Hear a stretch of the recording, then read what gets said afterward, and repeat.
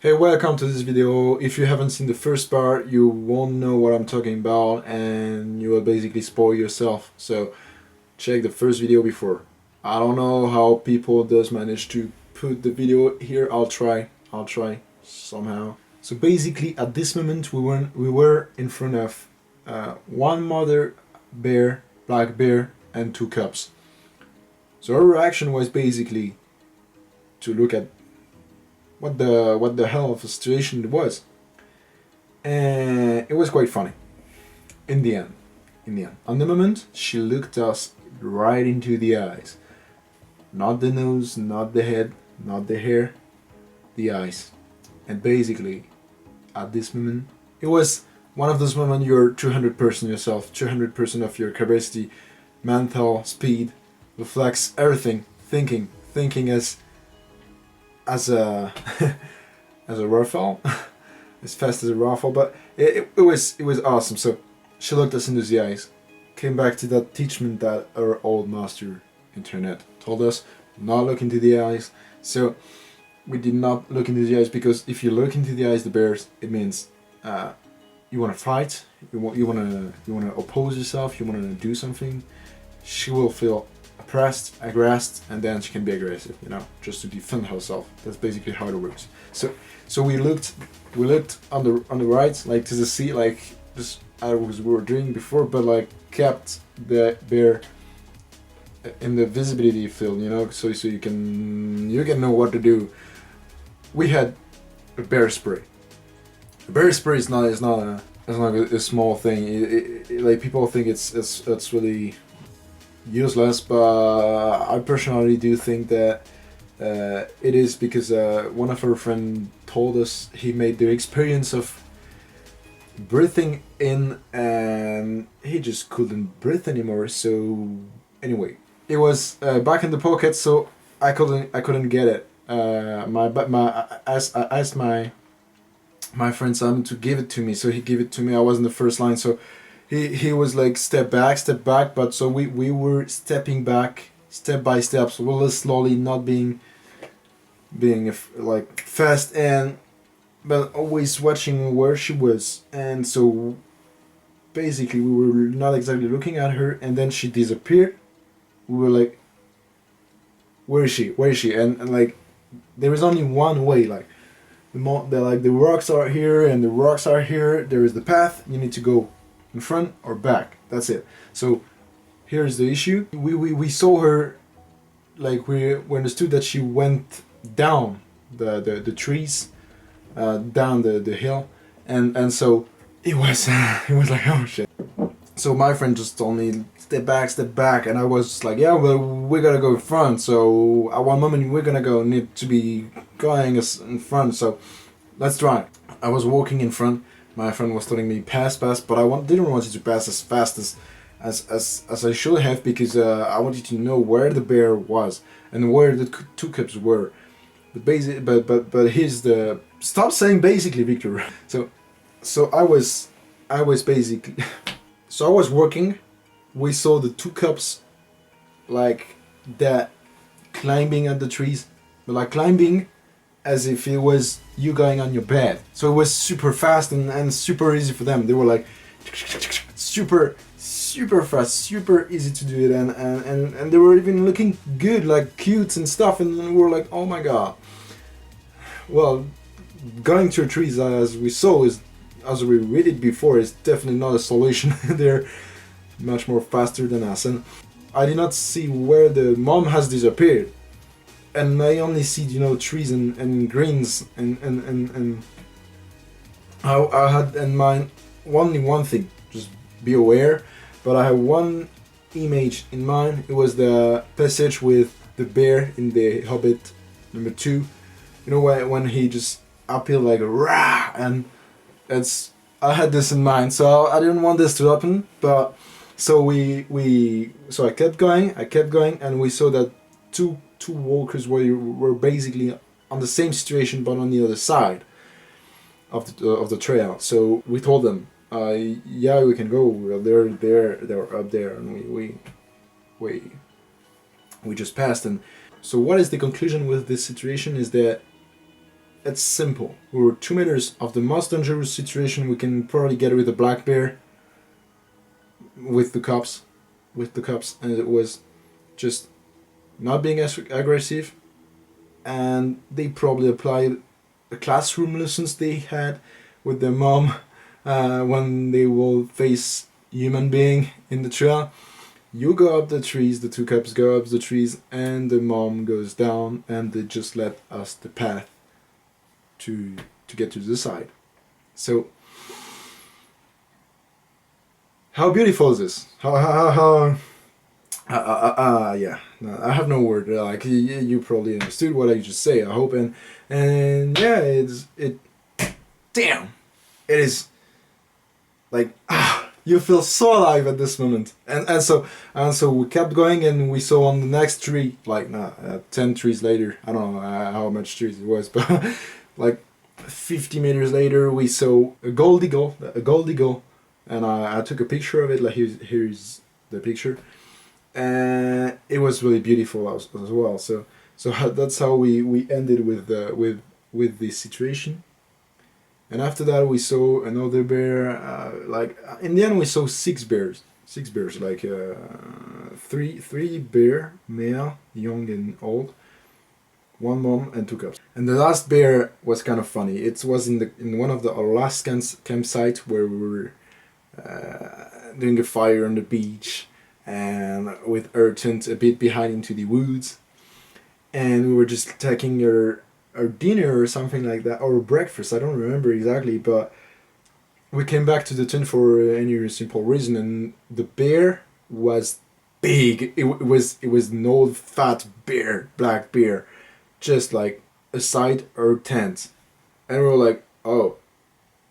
My friend was basically like, hello bear, and the bear was like, hello Simon. The bear was just looking at us, and so he understood we were here, so he just went back and climbed the hill, where probably 50 meters up there were another guy camping, a guy that probably never saw any bear, and it was our number 6 bear. And so it was his first one, and we heard him like, whoa, screaming like, whoa, and then he just like kind of ran down the hill and came to us, and he was like, did you saw that bear? It was so big. Be careful. They were and we were like yeah. It was beside us just like 30 seconds ago, and it's all good, you know. No problem. He's good bear. As a good dog, you know. And the guy felt kind of surprised. I will not say stupid, but because it's fear, you know. And that made us think about our first meeting with the bear. We're like, oh, let's go live.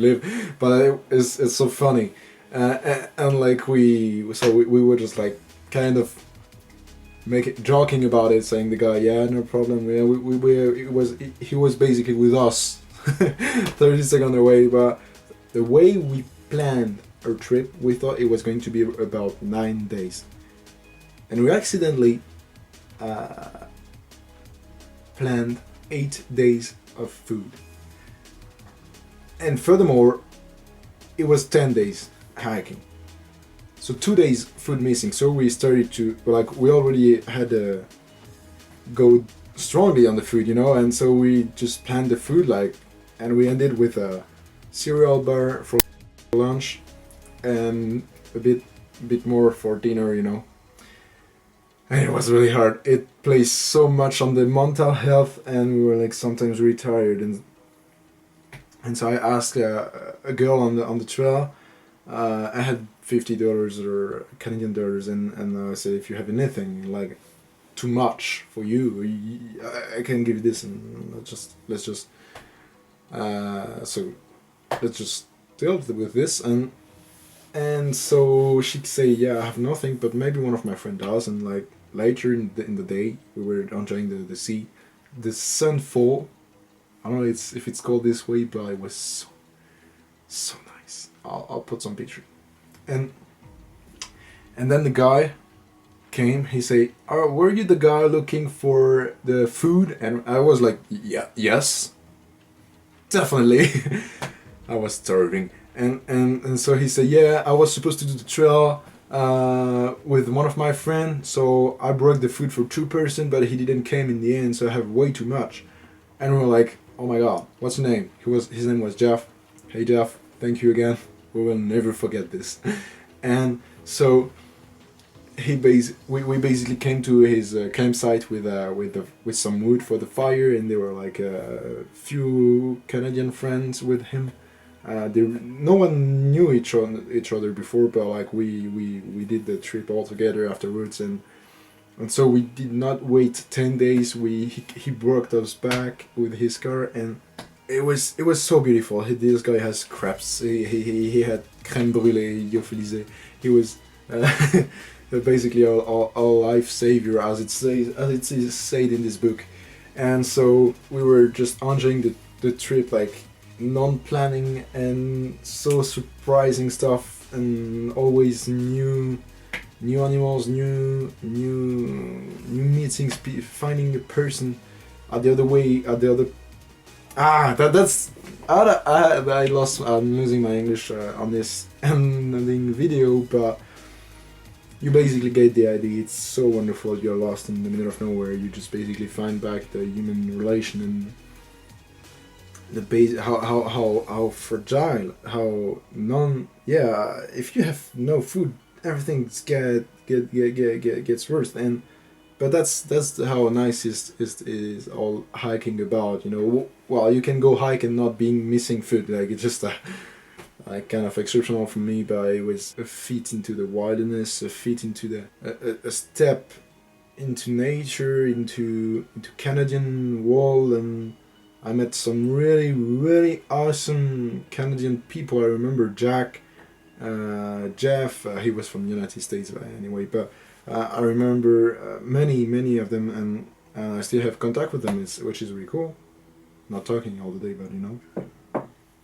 And that's why I love hiking, by the way. And I did this video in this context of, we cannot get many adventure, so except looking at my own activities during COVID, we cannot get so much. So here is a bit of adventure. I hope you liked it. And basically the idea of these 2 videos were about sharing my experience, that I still enjoy thinking about it, and I can't wait for the next one.